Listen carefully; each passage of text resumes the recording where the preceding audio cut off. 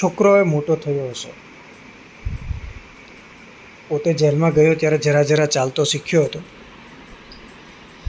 રાવજીના જન્મ પછી જ પોતે પહેલાં ભાષણમાં ગયો એ સારું થયું. નહીતર કોને ખબર ગાંધીજીની ઘણી ઘણી વાતોમાં આએ આવી જતી હતી, બ્રહ્મચર્યની. જોકે મણિભાઈને એ પહેલી અહિંસા કરતાં વધારે આકરું નહોતું લાગવાનું. હશે હવે આમ ને આમ. તો પહેલું તો હીરાનો એક વિષય એ આવ્યો કે હીરાને આભૂષણોનો શોખ, એ વિષયમાં આખો એક પ્રશ્ન ત્યાં થયો તૈયાર. અને આગળના પેરેગ્રાફમાં આપણે જોયું કે એણે સિંધિયા શાહી કડા કરાવ્યા અને જ્યારે મળ્યા ત્યારે જ એને જંપ થયો, ત્યારે જ એમને શાંતિ થઈ. એ લીધા, એમણે માગીને લીધા, યાચીને લીધા, જિદ્દ કરીને લીધા, જે તમે કહેવું તો કહી શકાય. બીજો એક પ્રસંગ છે, થોડો સૂક્ષ્મ છે, થોડો એકદમ સમજવા માટે થોડી મેચ્યોરિટી માગી લેવો છે, પણ છે એટલે આપણે સમજવો પડશે કે છે કે છોકરો હવે મોટો થયો હશે. કેમ કે જ્યારે મણિભાઈ જેલમાં ગયા ત્યારે મણિભાઈને એવું લાગે છે કે તે ભવના ભવ જેલમાં રહીને આવ્યા છે. આમ તો થોડા મહિના જ રહ્યા છે, પણ જ્યારે જેલમાં ગયા ત્યારે છોકરો જરા એકદમ ધીમે ધીમે ચાલતા શીખ્યો હતો. પરંતુ હવે એ જેલમાંથી છૂટીને આવ્યા ત્યારે સમજ્યા છે કે એમનો છોકરો, જેનું નામ છે રાવજી, આ નામ યાદ રાખજો, આ નામની નીચે અંડરલાઈન પણ રાખવાની છે આપણે, રાવજી નામનો છોકરો છે, એ જરા ચાલતા એ શીખ્યો હશે અથવા શીખી ગયો હશે. આ વાત જે છે એ જરા ધ્યાન ઉપર રહે એવું આપણે કરીએ. પછી પોતે પહેલાં ભાષણમાં ગયો હતો એ સારું થયું. થોડી વાત એ એટલા માટે કે ગાંધીજીના અહિંસા છે, સત્ય છે, આસ્તેય છે, અપરિગ્રહ છે, એવું જ એક વ્રત હતું, બ્રહ્મચર્યનું વ્રત. બ્રહ્મચર્યનું મતલબ કે સ્ત્રી અને પુરુષ વચ્ચેના શારીરિક સંબંધો પણ ગાંધીજી કેટલાક સંજોગોમાં નકારતા. એ આખી જુદી ફિલોસોફી છે, આખું જુદું વિષય છે, એમાં આપણે નથી જતા. પણ મણિભાઈ આને હળવાશથી અહીંયા આપણી સામે મૂકે છે કે સારું થયું કે એમની પત્ની પણ ગાંધીજીની વાતોમાં ક્યારેક આવી જતી, હીરા પણ. અને એટલે જ જો એમણે બાપુના બ્રહ્મચર્ય વિશેની વાત સાંભળી હોત, જો તો કદાચ બની શકે કે એમની વચ્ચે સંબંધ ના પણ બંધાય અને એનાથી કદાચ એવું બને કે આ પુત્ર એમને ત્યાં ન પણ થયો હોત. એટલે કહેવાનો મતલબ છે કે અહીંયા મણિભાઈ એકદમ હસે છે, હળવાશથી આખી વાતને લે છે. પણ જોકે મણિભાઈ માટે બ્રહ્મચર્ય અને અહિંસા બેમાંથી એકને પસંદ કરવાનું હોય તો મણિભાઈ બ્રહ્મચર્યને પસંદ ના કરે, અહિંસાને છોડે. કેમ કે બ્રહ્મચર્યને પાળવું એ મણિભાઈ માટે અઘરું નહોતું, જેટલું અઘરું એમના માટે અહિંસાને પાળવી એ હતી. કેમ કે મણિભાઈને કોઈ ગાળ આપે એટલે મણિભાઈનો સ્વભાવ, મણિભાઈનું સ્વરૂપ જરા બદલાઈ જાય. જે આ કેસમાં અહિંસા એનાથી નહોતી પળાતી, બ્રહ્મચર્ય સારી રીતે પાળી શકતા. તો આ બંનેમાંથી આવો પણ પ્રશ્ન થઈ શકે કે મણિભાઈ માટે બ્રહ્મચર્ય કે અહિંસામાંથી શું પાળવું વધારે અઘરું હતું, અથવા ગાંધીજીના એકાદશ વ્રતો પૈકી મણિભાઈ માટે કયું વ્રત પાળવું સૌથી વધારે અઘરું છે, તો એ અહિંસાનું વ્રત છે. ઘર જેમ જેમ નજીક આવતું ગયું એમ જેલ, સિપાહીઓ, લાઠી અને કાંકરીવાળા રોટલા આઘા જતા ગયા. નજર આગળ પોતાનું હૂંફાળું સાદું સીધું ઘર તરવરવા લાગ્યું. મા બાપના કરચલીવાળા ચહેરાના દર્શન ને સગાવાલાના હેતાળા આવકાર માટે મન તલસવા લાગ્યું.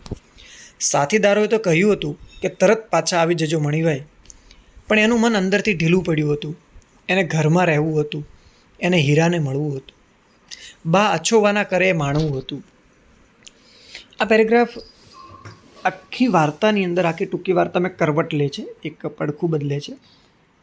જેમ જેમ એ ઘરની તરફ આવે છે એમ એને જેલ, સિપાહીઓ, એમના દ્વારા અપાયેલો ત્રાસ, એ બધું ધીમે ધીમે દૂર થતું જાય છે, ભૂલતા જાય છે. અને નજર આગળ એક સામાન્ય માણસ, જે ક્રાંતિના જુવાળમાં પહેલાં જેલમાં નહોતો ગયો, એવો એક માણસ એની સામે આવીને ઊભો રહે છે. ધીમે ધીમે એ જૂના મણિભાઈ તરફ ખેંચાય છે. એને યાદ આવે છે માતા પિતા, એમને યાદ આવે છે સગા વહાલાઓ, જે એમને કદાચ અત્યારે જે જેલમાંથી છૂટીને આવે છે ત્યારે મીઠો આવકાર આપીને આવકારશે એવું એને લાગે છે. એનું મન તલસવા લાગ્યું, એમનું મન ઝંખવા માંડ્યું છે આ બધું. સાથીદારો મતલબ કે જે જેલમાં હતા, જે સાથીદારો દેશની આઝાદી માટે પ્રયત્નો કરતા હતા, એમણે તો કહેલું કે મણિભાઈ તમે જેવા જાઓ એવા તરત જ પાછા આવી જજો. પરંતુ મણિભાઈને હવે આ વિષય જરા જુદી રીતે મણિભાઈ આને જુએ છે. અને મણિભાઈ એવું એમને હવે નથી લાગતું કે એમણે ઝડપથી એ ત્યાં જવું જોઈએ, કેમ કે હવે એમને ઘરમાં રહેવાનો એમનો તલસાટ જે છે આપણે અનુભવીએ છીએ અથવા આપને દેખાઈ રહ્યો છે. એટલે મણિભાઈને ઘરેથી ત્યાં પાછા જવાનું મન નથી. ત્યાં જવાનું મન નથી મતલબ કે પોતાના સાથીઓ સાથે આશ્રમમાં પોતાના સાથીઓ સાથે જેલ તરફ જવાનું હવે મન નથી. એમની ઈચ્છા છે પોતાની પત્ની હીરા સાથે રહેવાની. એમની ઈચ્છા છે માતા અછોવા ના કરે, માતા એમને ખૂબ લાડથી રાખે, એ લાડ એ માતાનો જે સ્નેહ છે એને માણવાની. એટલે એનું મન અંદરથી ઢીલું પડ્યું, એમનું મન અંદરથી બદલાયું અને પાછા ન જવા તરફ ના વિચારો શરૂ થયા.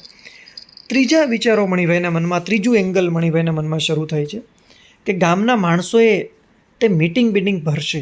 તમે જો મણિભાઈના બધા મનના તરંગો છે, મનના ઘોડાઓ છે. આમ તમે જુઓ તો વિષયને એવી રીતે જુઓ કે પહેલું એમને એમના પિતા શું કરશે એના વિચાર આવે છે, ત્યાર પછી એમની માતા શું કરશે એના વિચાર આવે છે. આ ત્રીજો વિચાર છે કે ગામના લોકો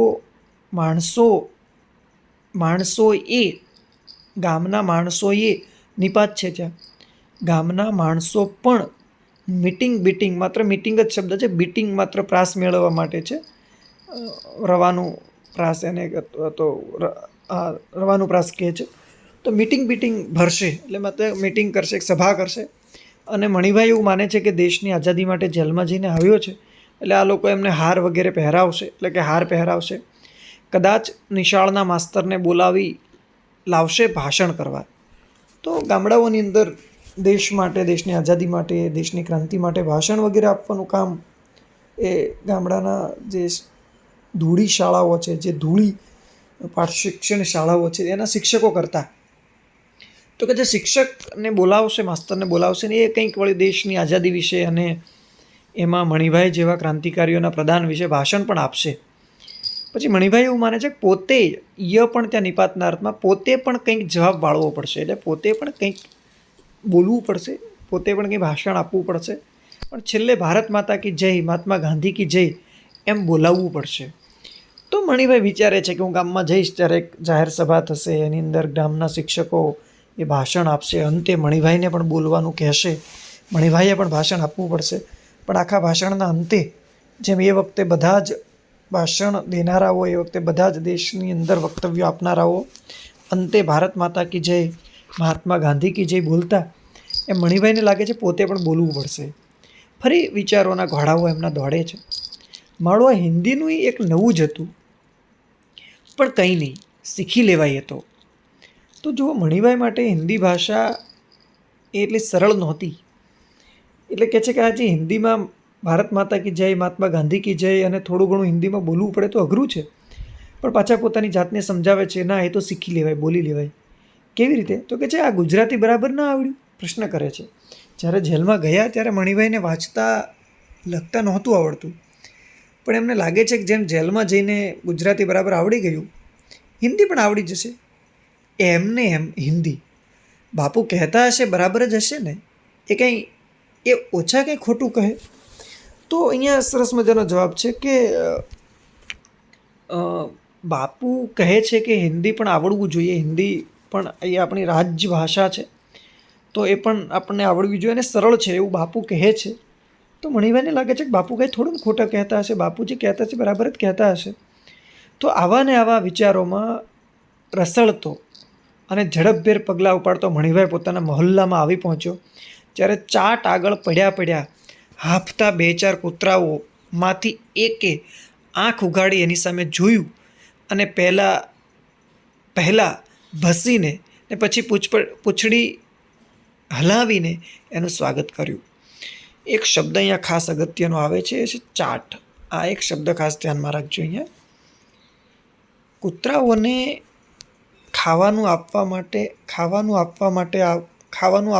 આવતું એક પ્રકારનું ખાવાનું આપવા માટે ઉપયોગમાં આવતું એક પ્રકારનું સાધન કે જેની અંદર કૂતરાઓને ખાવાનું આપવામાં આવે છે.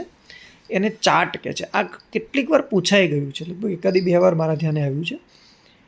તો આપણા ધ્યાન ઉપર આ શબ્દ સમૂહ માટે એક શબ્દ છે, અગત્યનો છે. તો કે છે આવા નવા વિચારોમાં રસળતો, આવા નવા વિચારોમાં માલતો, આવા નવા વિચારોને વાગોળતો, યાદ કરતો, ઝડપભેર ઉતાવળથી પગલાં ઉપાડતો મણિભાઈ પોતાના મહોલ્લામાં, પોતાની શેરીમાં આવી પહોંચ્યો ત્યારે ચાટ આગળ, જ્યાં કૂતરાઓને ખાવાનું નાખવામાં આવે છે એવું એક પાત્ર, અથવા જેમાં કૂતરાઓને ખાવાનું આપવામાં આવે છે એવું એક પાત્ર, એટલે ચાટ. તો ચાટની આગળ 2-4 કૂતરાઓ બેઠા હતા અને એમાંથી એક કૂતરાએ આંખ ઉઘાડીને મણિભાઈની સામે જોયું, ભાસ્યું પણ ખરું અને પાછું પૂંછડી હલાવીને એમનું સ્વાગત કરીને સૂઈ ગયું. સાધારણ રીતે કૂતરાને હેડ કહીને આગા કાઢતા મણિભાઈને આજે કૂતરા ધકેલી કાઢવાનું મન ન થયું. તેણે દૂર નજર માંડી, પાટ પર કોઈ બેઠું નહોતું. તો તમે જો મણિભાઈના સ્વપ્નાઓનું અહીંયા સ્વપ્ન ભંગ થઈ રહ્યા છે. તો મણિભાઈને એવું હતું કે સગા વહાલાઓ એમની આગતા સ્વાગતાઓની તૈયારી કરતા હશે, પણ એના બદલે માત્ર કૂતરાઓ જ હતા 2-4, અને એ પણ આંખ ઊંચી કરીને ભસીને પૂંછડી હલાવીને સૂઈ ગયા. આ મણિભાઈનું પહેલું સ્વપ્ન ભંગ છે. બીજું સ્વપ્ન ભંગ છે એને એમ હતું કે પિતા પાટની ઉપર સામે બેઠા બેઠા હુક્કો ગગડાવતા હશે અને મણિભાઈને આયા ભાઈ એમ કહીને આવકારશે, પણ સામે પાટ ઉપર કોઈ નહોતું, ખાલી હતી. કેમ આમ? મોટા કંઈ માંદા સાજા તો નહીં હોય? ધગધગ કરતા કાળજે મણિભાઈ આગળ વધ્યો. અહીંયા પિતાને ચરોતરમાં ઘણીવાર મોટા એવું સંબોધન પણ કરે છે. એટલે મણિભાઈ મનમાં વિચારે છે કે પિતાજી કંઈ માંદા સાજા, તો સાજા માંદા એમ આપણે અહીંયા કાઠિયાવાડમાં બોલીએ છીએ, ચરોતરમાં માંદા સાજા એમ બોલે છે કે કંઈ બીમાર તો નહીં હોય, પણ એના ધડકતા હૃદયે, કાળજે મતલબ હૃદયે મણિભાઈ આગળ વધે છે. ઘર પાસે પહોંચતા પહોંચતા તો એને કેટલાય વિચાર આવી ગયા. એ વિચારોમાંથી મુક્ત થઈને બાનું અશ્રુભીનું સ્વાગત માણવા જેવો એ ઘર આગળ આવીને ઊભો કે ડેલીનું ભારે ખમ ખીલા જડેલું કમાડ કિચુડ કિચુડ કરતું બંધ થઈ ગયું. તો આ બીજું એનું સ્વપ્નભંગ છે. એમને એમ હતું કે જેવાય જશે એટલે માતા એમનું સ્વાગત કરવા માટે આંખોમાં આંસુ ભરીને પાણીનો લોટો લઈને આવશે, પણ જેવા એ દરવાજાની પાછળ ગયા એટલે એકદમ દરવાજો બંધ થઈ ગયો. દરવાજો અંદરથી બંધ કરી દીધેલો કમાડ. એટલે કહેવાનો મતલબ છે કોઈ કે જાણી જોઈને મણિભાઈને આવતા જોઈને આ દરવાજો ઝડપથી બંધ કરી દીધો. આ કમાડ કદી બંધ નહોતા થતા, વર્ષોના વર્ષો લગી બંધ નહોતા થયા. મણિભાઈની સાંભળમાં તો નહીં જ, અહીંયા પણ નિપાત છે, નહીં જ. હંમેશા નાની ઝાંપલી જ વસાતી બંધ કરવામાં આવતી. તો આખો કમાડ, આખો દરવાજો નહોતો બંધ થતો. નાનકડે એકથી ઝાપલી કાંટાઓની, એટલે જેના ઉપર કાંટા લાગેલા છે એવા વૃક્ષોની ડાળો કાપીને માત્ર કૂતરાઓ અથવા તો રખડતા પ્રાણીઓ ઘરમાં ન ઘૂસી જાય એટલે કાંટાની એક ઝાપલી, કાંટાનો એક સીધે લાકડા ઉપર બાંધેલું એક સીધું બનાવેલું એક એવું પટ્ટા જેવું અથવા એક એવું આડું કમાડ વાસી દેવામાં આવતું, દઈ દેવામાં આવતું, એક ઝાપલી જેમાં કાંટા લાગેલા હોય છે જેથી કરીને કૂતરા વગેરે ન આવે. માત્ર એટલું સાંજે કરવામાં આવતું, બાકી કમાડ એટલે કે દરવાજો ક્યારેય બંધ કરવામાં ન આવતો. એના મનને એક ધક્કો લાગ્યો. એણે ભારે છલ્લ સાંકળ ઊંચકી અને ખખડાવી. કોઈ ભૂલ્યું નહીં એટલે એણે ફરી જરા જોરથી ખખડાવી. તે સામેના ઘરની ઉપલી મેડીની બારી ખુલ્લી અને પાછી ધડાધડ વસાઈ ગઈ. તો તમે જુઓ કે મણિભાઈના એક પછી એક સ્વપ્ન ભંગ થાય છે. એમાંનું એક નવું સ્વપ્ન ભંગ થયું કે એમણે સાંકળ પણ ખખડાવી જોઈએ. કદાચ એવું બને કે કોઈને ખબર ના હોય અને દરવાજો બંધ થયો હોય ભૂલથી, તો એ પ્રયત્ન પણ એમણે કરી જોઈએ. પણ હવે એમને પણ ખ્યાલ આવે છે, મણિભાઈને પણ ખ્યાલ આવી ચૂક્યો છે કે આ જાણી જોઈને થઈ રહ્યું છે. ખખડાવવાનો પ્રયત્ન કર્યો, કોઈ અંદરથી બોલ્યું નહીં. વધારે જોરથી ખખડાવી એટલે સામેના પાડોશીના ઘરના ઉપરની મેળી ઉપરની બારી ખુલ્લી અને પાછી ધડાધડ ઝડપથી વસાઈ ગઈ, બંધ થઈ ગઈ, દેવાઈ ગઈ. કંઈક છે મનમાં વિમાસતા મણિભાઈએ મોટેથી બૂમ પાડી. વિમાસતા, વિચારતા કંઈક તો છે, કંઈક ગડબડ છે એવું વિચારતા મણિભાઈ જોરથી મોટેથી બૂમ પાડી, બા, એ બા, કમાડ ખોલો, હું છું, હું. તો મણિભાઈને પોતાની માતા પ્રત્યે હજી આશા છે, માતા પ્રત્યેનો એમનો સ્નેહ છે. એમને એવું લાગે છે કદાચ એમની માતા હજી દરવાજો ખોલશે એટલે માતાનું સંબોધન કરીને હું છું, હું એવું એટલે નામ એટલા માટે નથી બોલતા કેમ કે મણિભાઈ એવું માને છે કે માતા એમનો અવાજ ઓળખી જશે અને જેવો અવાજ ઓળખશે એટલે ચોક્કસ દરવાજો ખોલશે, પરંતુ એવું પણ થતું નથી. અંદર અને બહાર નિશબ્દ શાંતિ છવાઈ ગઈ. અહીં અંદર અને બહાર મતલબ બહારનો અર્થ કરવાનો છે એ મહોલ્લામાં, એ ઘરમાં અને શેરીમાં. અંદરનો અર્થ કરવાનો છે મણિભાઈના હૃદયમાં. બંને જગ્યાએ નિશબ્દ, કોઈ પ્રકારનો અવાજ નથી, એવા પ્રકારની શાંતિ છવાઈ ગઈ. મણિભાઈને થયું કે એ પોતે હજી જેલમાં જ છે. એક સ્વપ્ન જુએ છે. અડધી રાતે છાતી પર ભયનો વથાર બનીને છવાઈ જાય એવું ખરાબ સ્વપ્ન. જરાક પ્રયત્ન કરીને આંખો ખોલી નખાય તોય પલકવારમાં બધું મટી જાય. બા દોડતી દોડતી બહાર આવે, હરખઘેલી થઈને પૂછે, ભાઈ આયો? એ પણ કંઈ બીજું જ સ્વપ્ન ના હોય? પ્રશ્ન છે. કે છે કે મણિભાઈને એવું લાગે છે કે આ ખરેખર બની નથી રહ્યું, આ એમનું એક ખરાબ સ્વપ્ન છે જે જેલની અંદર રાત્રે સૂતા સૂતા જુએ છે. અને મણિભાઈ વિચારે છે કે જો હું ઝડપથી આંખો ખોલી નાખું તો આખું જ આ સ્વપ્ન છે એ પાછું બદલાઈ જાય. અને માતા આવીને પૂછે કે ભાઈ આયો? અને એ પણ એક બીજું જ સ્વપ્ન ના હોય એ રીતે. પણ એ બીજું સ્વપ્ન, તમે જો પહેલું સ્વપ્ન એમને રસ્તામાં આવતા આવતા જોયું, એનો બધો જ સ્વપ્નનો ભંગ થયો અને પાછું એ વિચારે છે કે કદાચ આ સ્વપ્ન હોય અને માતા એમને ફરીથી આવકારે. પરંતુ આ પણ એક સ્વપ્ન છે, આ પણ હકીકત નથી. હકીકત એ છે કે એમને કોઈ આવકાર્યા નથી, એમના આવતા દરવાજો બંધ થઈ ગયો છે.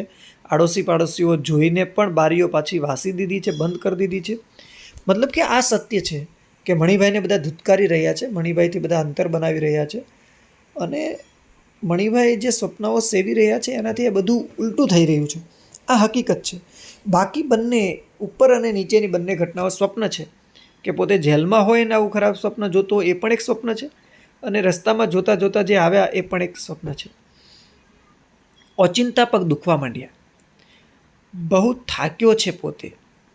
તો તમે જુઓ કે અત્યાર સુધી ઘરે આવશે, એમને આગતા સ્વાગતા થશે, સ્વજનો એમનું સન્માન કરશે, સભાઓ થશે. આ બધા સ્વપ્નોમાં એમને ચાલવાનો થાક નહોતો લાગતો, પણ હવે થાક લાગે છે. જેલની યાતનાઓ યાદ આવે છે, પીડા આપે છે શરીર. બગલ થેલો પાટ ઉપર મૂકીને બેસી પડ્યો. બગલ થેલો આ શબ્દ સમૂહ માટે એક શબ્દ છે, આ પણ યાદ રાખજો. આ પૂછાય છે ક્યારેક. બગલમાં રાખવામાં આવતો એક પ્રકારનો થેલો અથવા બગલમાં મૂકીને અથવા બગલમાં રાખીને ઉપયોગમાં કરવામાં આવતો એક પ્રકારનો થેલો, બગલ થેલો શબ્દ સમૂહ માટે એક શબ્દ છે. તો બગલ થેલો પાટ ઉપર મૂકીને એ પણ બેસી પડ્યો. મતલબ કે એકદમ આઘાતથી. તે સાથે ઉપલી ખડકીની બારી ખુલી અને ક્રોધભરી ગર્જના સંભળાય. તો મકાનની ઉપર, જે એમના ઘરની ઉપર જે બારી છે, એ ઉપલી ખડકી ખુલ્લી અને એમાંથી કોઈકે જોરથી અવાજ કરીને, ગર્જના કરીને, ગુસ્સો કરીને કોઈકે કહ્યું, ચિયો છે એ. હવે ચરોતરી બોલી છે ને એમાં કની જગ્યાએ ચ બોલાય છે, એટલે ચિયો છે, કિયો. કિયો શબ્દ તળપદો થઈ જશે એટલે કયો અથવા કોણ મૂળ શબ્દ થાય. ચિયો આવું જો તળપદા શબ્દનો શિષ્ટરૂપ પૂછાય તો કોણ છે એ, આમ અર્થ થયો. એટલે આ તળપદો શબ્દ છે, પૂછી શકાય એવો છે. ચનો ક થશે એટલે ચિયોનું કિયો. આ કિયો છે ને કાઠિયાવાડી તળપદો શબ્દ છે. અને કિયોનું કોણ છે એ. એટલે મણિભાઈ જવાબ આપે છે હું મણિયો. વેરીભાઈનો મણિયો તો 4નો મહાણમાં ગયો. જો હું મણિયો એટલે મણિભાઈનું ને લોકો મણિયાના નામથી ઓળખે છે. એમનું ગામનું, એમના મહોલ્લાનું પ્રેમથી કહેવાયેલું નામ છે. એટલે પોતાનો પરિચય મણિભાઈ એ રીતે આપે છે. એટલે જે બારીમાંથી ગર્જના થયેલી એમાંથી કહેવાયું કે વેરીભાઈ, મણિભાઈના પિતાનું નામ છે. તો કે જે વેરીભાઈનો મણિયો તો 4નો, ક્યારનો, ચનો ક કરીએ છીએ પણ એ હલંત છે, અડધો છે. એટલે ક્યારનો મહાણમાં, મહાણ તળપદો શબ્દ છે. મહાણનું શિષ્ટરૂપ થશે સ્મશાનમાં ગયો. હેંડતો મોટી મહાત્માવાળી ના જોઈ હોય તો. હેંડતો થા, ચાલતો અથવા જતો રહે. મોટી મહાત્માવાળી, તો મોટી મહાત્માવાળી ન જોઈ હોય તો. તો તમે જુઓ કે ગામ લોકોને મણિભાઈ એક ક્રાંતિકારી, એક દેશભક્ત કરતાં પોતાની જવાબદારીમાંથી ભાગી ગયેલો યુવાન વધારે દેખાય છે. એમને એવું લાગે છે કે આ પોતાની પત્ની, પોતાના બાળકો, પોતાના માતા પિતાને છોડીને, પોતાની જવાબદારીમાંથી છટકીને દેશની સેવાના નામે અહીંયાથી જતો રહ્યો. એટલે ગામ લોકો એમને ધિક્કારે છે અને કહે છે કે નહીં જોયો હોય બહુ મોટો મહાત્માવાળો, મહાત્માના નામે જનારો. તો એ રીતે મણિભાઈ જે રીતે વિચારતા હતા એનાથી બિલકુલ ઉલટું, એનાથી બિલકુલ જુદું એની સામે એક આખી પરિસ્થિતિ આવીને ઊભી રહી અને બારી વસાઈ ગઈ. ફરીથી બારી દેવાઈ ગઈ. દિશાશૂન્ય બનીને મણિભાઈએ બારી સામે તાકી રહ્યો. ઘણી વખત લગી તાકી રહ્યો. ઘણા સમય સુધી તાકીને જોયો. અંતે એણે બગલથેલો પાછો ઊંચક્યો, મણમણના થઈ ગયેલા પગ ઘસડ્યા ને કૂતરાની ચાટ આગળ જરા થંભી રસ્તામાં ખાવાનું લીધેલું ગાંઠિયાનું પડીકું ઊંધું વાળ્યું. આભારવર્ષ કૂતરાએ પહેલાં પૂંછડી પટપટાવીને ટોળે વળ્યા, પણ પછી ગાંઠિયા સૂંઘીને આઘા ખસી ગયા. તો આખું દ્રશ્ય એની સામે બદલાઈ ગયું કે એ દિશા શૂન્ય બની ગયા. કઈ તરફ જવું, ક્યાં જવું એને ખબર નથી. બસ એ તાકી રહ્યા બારીની સામે. અને પછી બગલથેલો પાછો લઈને મણમણના, એટલે જેના પગમાં વજન વધી ગયો છે તે, આમ તો મણ એટલે 20 કિલો જેટલો વજન, પણ અચાનક જે અત્યાર સુધી આવવાનો, જે ચાલવાનો ઉત્સાહ હતો એ બિલકુલ શૂન્ય થઈ ગયો. એટલે પગ ઢસડીને જાણે પરાણે જબરજસ્તી જતા હોય એ રીતે ચાલવા માંડ્યો. ચાટ આગળ આવ્યો એટલે એમણે રસ્તામાં જે ખાવા માટે ગાંઠિયાનું પડીકું લીધેલું એ કદાચ પોતાના પરિવાર માટે કે પોતાના દીકરા માટે સાચવીને થોડું વધારેલું એ ગાંઠિયાનું પડીકું ત્યાં ચાટમાં ઊંધું વાળી દીધું. મતલબ કે ત્યાં કૂતરાને ખાવા માટે આપ્યું. કૂતરાઓને પહેલાં કંઈ સારું ખાવાનું હશે એવું લાગ્યું એટલે ઊભા થઈને પૂંછડી પટપટાવીને મણિભાઈ તરફ ગયા, પરંતુ પછી સૂંઘીને આઘા ખસી ગયા. કેમ કે એ એમનો ખોરાક નથી. ગાંઠિયા એ કૂતરાઓનો સામાન્ય ખોરાક નથી, એટલે એમણે ન ખાધા. એને ખાવાનું માંડી વાળીને પાછા દૂર જતા રહ્યા. ઠીક ત્યારે તમે જાઓ. અપાર ખેદથી મણિભાઈએ પાછું વાળીને જોયા વગર બાપદાદાનો મહોલ્લો કાયમ માટે જ છોડ્યો. તો તમે જુઓ કે એની મનસ્થિતિ એ કૂતરાઓ સાથે પણ વાત કરે છે. અને કૂતરાઓને ઠીક ત્યારે તમે જાઓ. જો પરિવાર, પોતાની પત્ની, પોતાના બાળકો, પોતાના માતા પિતા છોડીને જતા રહ્યા છે તો કૂતરાઓને કહે છે તમે પણ જતા રહો. એક અપાર, પામી ન શકાય તેવી અપાર ખેદથી, દુઃખથી મણિભાઈ પાછું જોયા વિના પોતાના પરંપરાથી પ્રાપ્ત જે મહોલ્લો, પોતાના પરંપરાથી જ્યાં રહે છે એ મહોલ્લો, એ શેરી એમને છોડી હંમેશ માટે ત્યાંથી જતા રહ્યા. એને સમજાતું નહોતું કે શું કરવું. હવે પ્રશ્ન જુદો છે, કેમ કે એમણે એવું વિચાર્યું હતું કે ઘરે જશે, પોતાના પરિવાર સાથે રહેશે, પાછી ખેતી કરશે, પોતાની પત્ની, પોતાના બાળક સાથે જીવન વિતાવશે. પરંતુ પરિસ્થિતિ બિલકુલ પલટાઈ ગઈ, પરિસ્થિતિ બિલકુલ બદલાઈ ગઈ. એટલે એને સમજાતું નથી કે શું કરવું. એટલે પહેલાં તો એને એવું લાગ્યું કે સત્યાગ્રહીઓ આવા સમયે શું કરે, ઉપવાસ કરે. એટલે એમને એવું લાગ્યું કે એમને પોતાના માતા પિતા, પોતાની પત્નીની સામે ઉપવાસ કરવો જોઈએ, કે પોતે એમને સ્વીકારી લે, પોતે એમને માફ કરી દે. માતા પિતાને સમજાવવા જોઈએ. પહેલું શું? હા, હૃદય પરિવર્તન કરાવવું જોઈએ. આ ગાંધી પરંપરા છે. ગાંધીજી એવું માનતા કે જ્યારે તમારાથી કોઈ ગુસ્સે હોય, જ્યારે તમારા સાથે કોઈ ક્રોધિત હોય, ત્યારે તમારે ઉપવાસ કરવા, પોતાની જાતને સજા આપવી. અને જ્યારે તમે તમારી જાતને સજા આપશો ને ત્યારે સામેવાળાનું હૃદય પરિવર્તન થઈ જશે. તો મણિભાઈને એવું લાગે છે કે જો મણિભાઈ ઉપવાસ કરશે તો એમના માતા પિતાનું હૃદય પરિવર્તન થઈ જશે. પણ તરત જ એમને બીજો વિચાર આવે છે, પણ ગાંધીજી ક્યાં એના બાપને ઓળખતા હતા? એમને ક્યાં ખબર હતી કે વેરીભાઈ વિફરે એટલે પછી કોઈના નહીં. લાખ સમજાવો તો એ બધું પથ્થર પર પાણી જ. આ પાણી જ ત્યાં પણ નિપાત છે. તો મણિભાઈનો બહુ સ્પષ્ટ મત છે કે પોતાના પિતાનો એટલો બધો ગુસ્સાવાળો સ્વભાવ છે, એટલો બધો ક્રોધી સ્વભાવ છે કે એમને લાગે છે કે ગાંધીજીનો જે સિદ્ધાંત છે એ પણ પોતાના પિતાને લાગુ નહીં પડે. કેમ કે વેરીભાઈ એકવાર નિર્ણય લઈ લે, ગુસ્સો કરી લે, પછી તમે ગમે એટલું સમજાવો તો પણ પથ્થર ઉપર તમે પાણી રેડો, અને પાણી રેડવાનું પૂરું કરતાની સાથે જ જેમ પથ્થર પલળ્યા વિના રહે છે, એકદમ કોરો રહે છે, એમ મણિભાઈને સમજાવવાથી એની અંદર કોઈ પરિવર્તન આવતું નથી. એ એમનો ગુસ્સો, એમના નિર્ણયો એ રાખે છે. કંઈ નહીં, પોતે સાબરમતી ચાલ્યો જશે.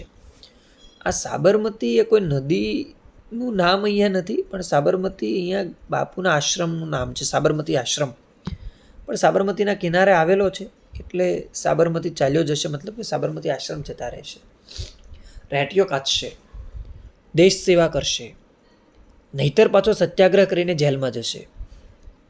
આ વખતે ડાહ્યો થશે, કોઈના પર હાથ નહીં ઉપાડે.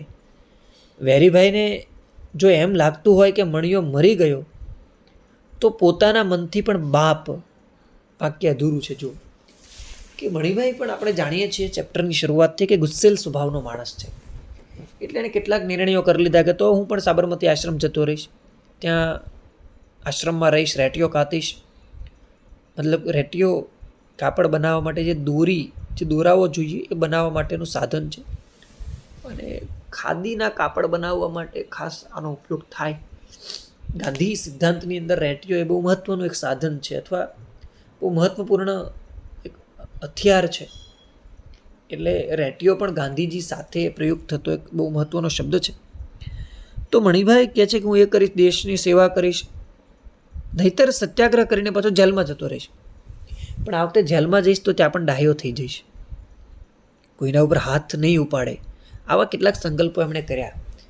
એટલા માટે કે જો વેરીભાઈ એમ માનતા હોય કે વેરીભાઈ માટે એમનો પુત્ર મણિયો મૃત્યુ પામ્યો છે, તો મણિભાઈ એકવાર બોલી તો નાખે છે કે મારો બાપ, એટલે કે મારા મનથી પણ મારો પિતા, મારો બાપ એમ કરીને મનથી, એટલે કે પોતાના મનથી પણ બાપ એમ કરીને વાક્ય અધૂરું છોડ્યું.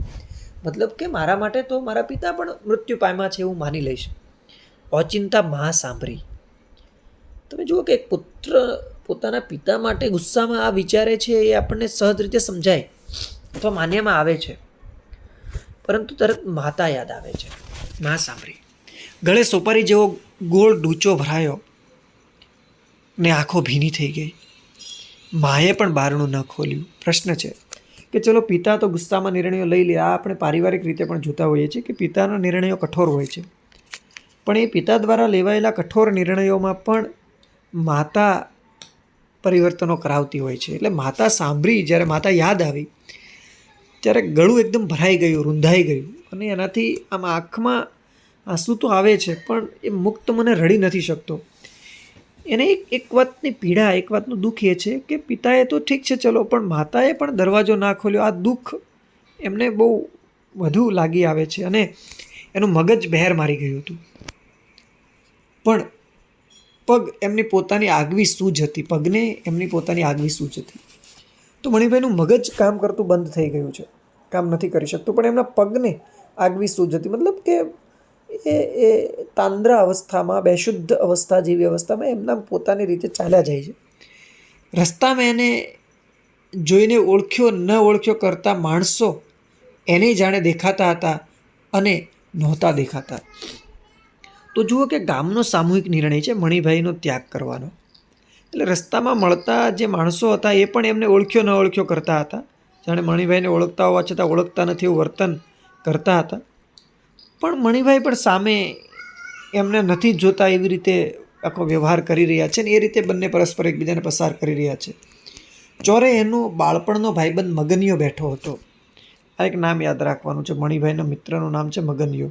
આ ચોરો, ચાર રસ્તાઓ જ્યાં ભેગા થાય છે એવી એક જગ્યા જ્યાં ઊંચો ઓટલા જેવું બનાવેલું હોય અને ગામના લોકો ત્યાં બેઠા હોય છે, એવો એક એમનો એક મિત્ર ત્યાં બેઠો હતો. એકવાર તો મણિભાઈને જોઈને ઉત્સાહથી ઉઠ્યો એ ખરો, ઉઠ્યો એ આ પણ નિપાત છે, ઉઠ્યો એ ખરો, પણ પછી પાછો બાજુમાં બેઠેલા વડીલોથી દબાઈને બેસી ગયો. તો તમે જુઓ કે ગામના લોકોનો ભેગો નિર્ણય છે.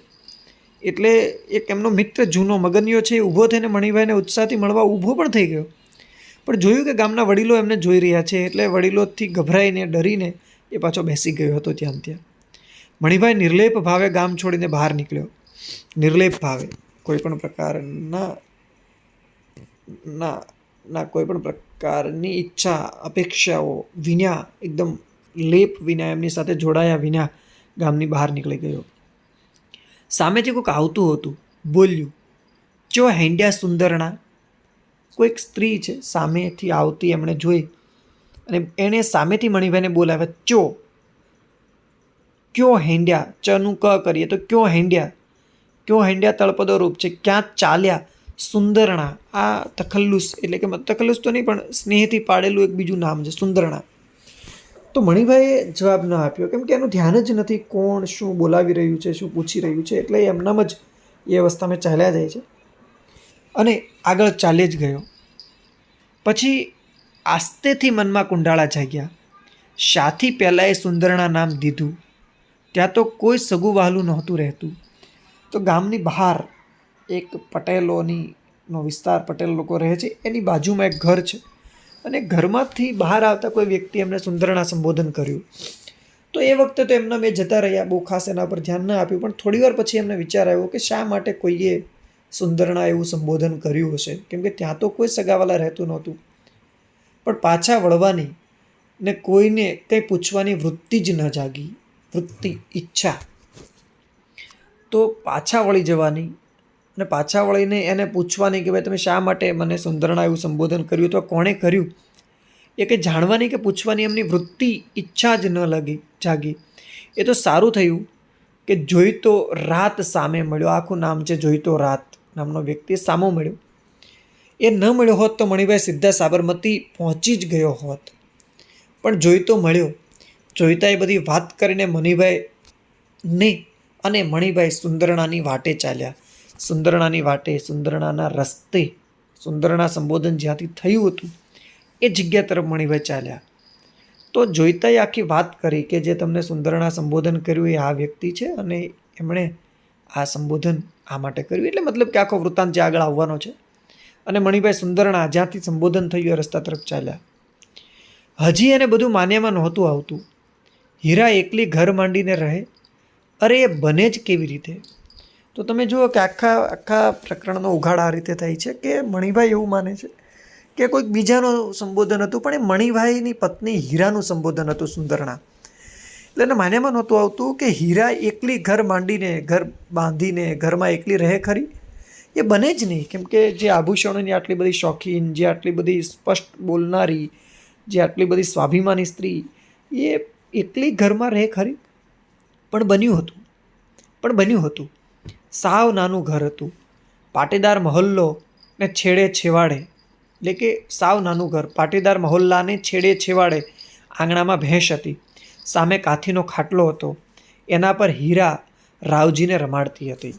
તો મણિભાઈ પરત આવીને જુએ છે તો તમે જુઓ હીરાની એક મહાનતા તમે જુઓ કે હીરાએ પોતાના પતિને બોલાવ્યો તો ખરો સુંદરણા કરીને, પણ મણિભાઈ ઊભા ન રહ્યા તો હીરાને એના તરફ કોઈ ફરિયાદ નથી. તમે જો દેશ સેવા માટે નીકળેલા પુરુષોમાં પાછળ સ્ત્રીઓનું કેટલું મોટું બલિદાન છે. આ નાના નાના પ્રસંગોથી ધીરુબેન પટેલ આપણી સામે મૂકે છે કે એમણે કોઈ જીદ ના કરી, કોઈ પ્રશ્ન ના કર્યો, એમને જવા દીધા. એ તો જોઈતા રામે સામેથી એમને પાછા વાળ્યા અને મણિભાઈ પાછા આવીને જુએ છે તો પાટીદાર લોકો જે મહોલ્લામાં, જે સોસાયટીમાં, જે વિસ્તારમાં રહે છે એના છેવાડે સાવ છેલ્લું ઘર, એકદમ નાનકડું અમથું ઘર હતું. એની અંદર આંગણામાં એક ભેંસ બાંધી હતી અને કાથી, એક પ્રકારની સસ્તી નાળિયેરના છાલાઓ વગેરેમાંથી બનાવવામાં આવતી દોરી, એમાંથી ભરેલો ખાટલો જે ખાસ આરામદાયક નથી હોતો, એના ઉપર બેઠી બેઠી હીરા પોતાના પુત્ર રાવજીને રમાડતી હતી. મણિભાઈને જોઈને સફાળી ઊભી થઈ સામે દોડી. મણિભાઈ સ્તબ્ધ થઈ એનું રૂપ જોઈ રહ્યા. ખાદીની જાડી દોઢવેલી સાડી અને દાગીના વગરનો દેહ, આ હીરા છે? પ્રશ્નાર્થ છે. તમે જો બે વાક્યોથી આપણે એટલું સમજી શકીએ અથવા સમજી જઈએ છીએ કે હીરા પણ હવે ગાંધી વિચારધારામાં માનતી થઈ ગઈ છે. કેમ કે હીરા માટે અથવા તો મણિભાઈ માટે ગાંધી વિચારધારા એ સાંભળીને, વિચારીને અથવા વિદ્વાનો સાથે રહીને ખીલેલી એક વૃત્તિ છે. પરંતુ હીરા માટે માત્ર એટલું જ હતું કે એમના પતિ ગયા છે તો પોતે પણ ગાંધી વિચારધારામાં જોડાવું, અને પછી ગાંધી પરંપરામાં એટલી બધી ઓતપ્રોત થઈ ગઈ કે એનો સૌથી મોટો શોખ ઘરેણાં પહેરવાનો એમણે છોડી દીધો છે. કેમ કે એના શરીર ઉપર એક પણ ઘરેણું નથી, કેમ કે ગાંધીજી આભૂષણો પહેરવાના વિરોધી હતા. તમે આની સાથે સત્યાગ્રહાશ્રમ કરીને એક પ્રકરણ પણ યાદ કરી શકો, જેની અંદર મહાત્મા ગાંધીએ કાશીની અંદર જ્યારે જાહેર સભા થઈ ત્યારે ત્યાં આભૂષણો અને કિંમતી વસ્ત્રોથી સજ્જ થઈને આવેલા રાજાઓને બાપુએ ઝાટકી કાઢેલા બરાબરના. તો હીરાના અંદર બે પરિવર્તન. એક તો એમણે ખાદીની જાડી દોઢવેલી સાડી જે ગાંધી વિચારધારામાં માનનારા લોકો પહેરતા એવી રીતે એમણે સાડી પહેરેલી અને એના શરીર ઉપર એક પણ ઘરેણાં નહોતા. એટલે મણિભાઈના મનમાં થાય છે કે આ એ જ હીરા છે જેને છોડીને તેઓ જેલમાં ગયા હતા. એટલે હીરાએ વાતાવરણને હળવું બનાવવા માટે સંવાદ શરૂ કરે છે. જોઈ શું રહ્યા છો તાકી તાકીને? મણિભાઈનો સંવાદ છે. પણ તું? પ્રશ્નમાં જગ્યા છે. તારી પત્ની કે જુઓ છો શું આટલું ધારી ધારીને, આટલું તાકી તાકીને? મણિભાઈ કહે છે કે પણ તું મતલબ કે આ ખાદીની સાડી, આ આભૂષણો વગરનો દેહ, આ ગામની બહાર એકલા રહેવું, આ બધું લે હું જ ને નથી વર્તાતી ઓળખાતી હું જ ને, જ નિપાતના અર્થમાં. તો હીરા કહે છે કેમ નથી ઓળખાતી? હું જ છું. એટલે મણિભાઈ કહે છે તારા ઘરેણાં ક્યાં ગયા? આભૂષણો વિશે. કેમ કે હીરા એક એવી સ્ત્રી હતી જે પોતે ક્યારે આભૂષણો છોડે નહીં. કેમ કે જે માગીને લઈ શકે અને હોય તો પહેર્યા વગર ન રહે એવી સ્ત્રીના એક પણ ઘરેણાં, એક પણ આભૂષણો દેખાતા નથી. પત્ની કહે છે ડોબું, આ ચરોતરી શબ્દ છે. ડોબુનો અર્થ ભેંસ. ડોબું આકાશમાંથી આવ્યું હશે નહીં તારે? ડોબું મતલબ ભેંસ આકાશમાંથી આવી હશે. મતલબ કે જે આભૂષણો હતા એ વેચી દીધા છે અને એમાંથી આ એક ભેંસ લીધી છે. એટલે ભેંસ કાંઈ આકાશમાંથી નથી આવી. પણ એ બધી વાત પછી પહેલાં બેસો, પાણી બાણી પીવો. આય હાય કેવા થઈ ગયા છો સાવ. તો આ સંવાદ ખરેખર હીરાના બદલે મણિભાઈની માતા પૂછવાની હતી. પરંતુ અહીંયા હવે હીરા પૂછે છે કે સાવ તમારું શરીર કેવું લેવાઈ ગયું છે. કેમ કે તમે એટલે કહે છે કે એ બધી વાતો પછી કરીશું. હવે એ બધી જે દુઃખદ ઘટનાઓ છે, દુઃખદ પ્રસંગો છે એને અત્યારે યાદ નથી કરવા. બેઠો, પાણી પીવો. અને કહે તમારું શરીર તો જુઓ કેટલું સાવ લેવાઈ ગયું છે. કેમ કે જેલની યાતનાઓ મણિભાઈ જે સહી છે આગળ આવી ગઈ છે. એટલે એમાં વિશેષ સાજી વાત નથી કરતા આપણે અત્યારે. પતિ પત્ની મળ્યા, બધી વાતો થઈ. બાપની જોહુકમી ને માના નિર્બળ વિરોધને, હીરાના પિયરિયાએ લીધેલા વલણની એ બધી પણ મણિભાઈના મનનું કૌતક મટતું નહોતું. જો આખી વાત થઈ એની અંદર 3 વિષયો આવી ગયા. એક તો બાપની જોહુકમી, એટલે મણિભાઈના પિતા વેરીભાઈએ લીધેલા નિર્ણયો, જોહુકમી એકદમ અમલદારીશાહી જેવા લેવાયેલા નિર્ણયો. માતાએ વિરોધ કર્યો પણ નિર્બળ હતો, સબળ નહોતો, જેમાં એ વિરોધનું પરિણામ આવ્યો નહોતો. હીરાના પિયરિયાઓએ પણ લીધેલું વલણ, કેમ કે હીરાના પિયરિયાઓ ઈચ્છતા હતા કે જો મણિભાઈ ન હોય તો હીરાએ મણિભાઈ વિના અહીંયા રહેવું એ ઉચિત નહોતું. એટલે એમના પિયરિયાનો નિર્ણય હોઈ શકે જુદો, કે હીરા પાછી પોતાને પિયર આવી જાય, ત્યાં પોતાના બાળક સાથે રહે, એ બધું જ એ વલણ, આ બધી વાત એમણે મણિભાઈને કહી. પણ મણિભાઈને એ કૌતક એ જાણવાની ઈચ્છા, એ જાણવાનો એમનો જે એમને જાણવાની જે તીવ્ર ઈચ્છા હતી, અથવા જે કુતૂહલ જન્માવતી હતી, જે ઈચ્છા એ હતી કે મોટા માણસોને મળ્યો ને કેવું બધું જાણી આવ્યો ને પોતે બદલાયો. તો તમે જુઓ કે એક વ્યક્તિને બદલાવવા માટે મણિભાઈ કહે છે કે મારી અંદર ક્યારે પરિવર્તન આવ્યું, હું ક્યારે આધુનિક વિચારધારાનો થયો, કે જ્યારે ગાંધીજીના વિચારોથી રંગાયો.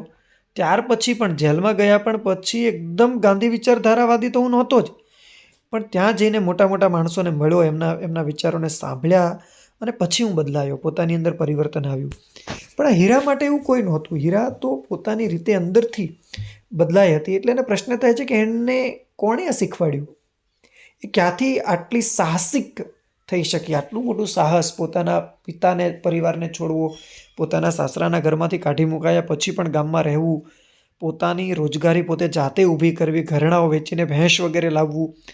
એ બધા પ્રશ્નો મણિભાઈના મનમાં સતત હતા કે હીરાની અંદર આ પરિવર્તન બધું આવ્યું ક્યાંથી આટલી બધી સાહસિક થઈ?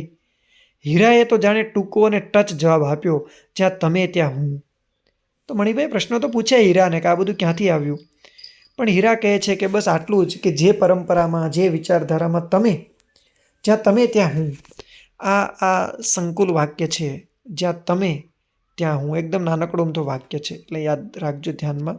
લગભગ તો ના પૂછાય પણ છતાં આપણા ધ્યાનમાં હોવું જોઈએ. આટલું કહીને એમણે વાત પતાવી નાખી ને ઝટપટ થાળી પીરસી દીધી. પણ મણિભાઈને કંઈ સમજાયું નહીં. એ બહુ જ વિચારમાં પડી ગયો. વિચારમાં એણે ભાગોળેથી લીધેલી બીડી બાકસ કાઢ્યા ને જેવો દિવાસળી પેટાવવા ગયો કે હીરાએ એના હાથ પર ઝાપટ મારીને કહ્યું, રાખો હવે, શોભતા નથી મહાત્માના માણસ થઈને. અહીંયાથી આપણું શીર્ષક છે. એક અહીંયા શબ્દ છે મહાત્માના અને બીજું માણસ. બાકીનું વાક્ય છોડી દીધું છે. તો ગાંધી વિચારધારાની અંદર એક મહત્વનો બીજી વિષય એ હતો કે વ્યસન રહિત હોવું, નિર્વ્યસની હોવું. તો મણિભાઈ ગાંધી વિચારધારામાં રંગાયા ખરા, ગાંધી વિચારધારામાં ચાલ્યા ખરા, પણ ગાંધીજીના યથાતથ વિચારો મણિભાઈથી પાલન નહોતા થતા, જે હીરા કરતી હતી. એટલે જેવા મણિભાઈએ ગામના પાદરમાંથી, ગામની બહારના ભાગમાંથી જે બીડી અને બાકસ લીધેલા, માચીસ જેને આપણે કહીએ છીએ, બાકસ અર્થાત માચીસ, એનાથી એમણે બીડી પેટાવવા માટે દિવાસળી પેટાવવા ગયા. તરત જ હીરાએ એના હાથ ઉપર ઝાપટ મારીને કહ્યું, રાખો હવે. એટલે કે મતલબ કે આ વ્યસન કરવાનું છોડો, હવે સારા નથી લાગતા, કેમ કે તમે તો મહાત્માના માણસ છો, મહાત્મા ગાંધીના વ્યક્તિ છો, અને મહાત્માના ગાંધીના વ્યક્તિ થઈને જો તમે આવું વ્યસન કરો તો એ સારું ન લાગે. એટલે તમે જુઓ કે ગાંધીજીના વિચારોને મણિભાઈ કરતાં તો હીરાએ વધારે સારી રીતે પચાવ્યા છે. અને કહે છે કે તમને શોભતું નથી. પત્નીના હાથથી પહેલવહેલી ઝાપટ ખાઈ મણિભાઈ ચોંકી ઉઠ્યો.